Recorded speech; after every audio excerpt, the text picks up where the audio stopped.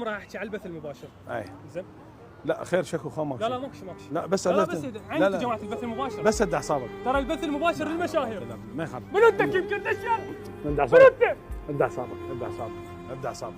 يعني البث المباشر سووه حتى ينقلون به حدث مهم. صح. شغله تفيد المجتمع، مو حتى قبل شهرتك ساعتين. انه بيحط وجهه من الشاشه ويقطع النت، يا اخي واخر خشمك من الشاشه. خشمك حتى النت قطع ما يصير هيك. انت مسوي بث مباشر وجاي مقعد جماعتك وراك.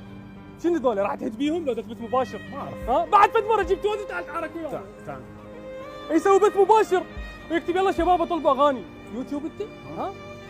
ما سوي شيء، يوتيوب انت؟ بعد خلينا نمزح اليوتيوب وننصبك، يا اخي انقرض يا اخي ما يصير هيك. يعني احنا نباوع لعبه بالبث المباشر. يطلب لك واحد بنص اللعبه يقول شباب بلا زحمه. التعيينات من وزاره التربيه طلعت، من وزير التربيه؟ ميسي؟ لا والله. ميسي وزير التربيه؟ لك ميسي وزير التربيه؟ لك احنا بيا عم تخنبوا اللعبه.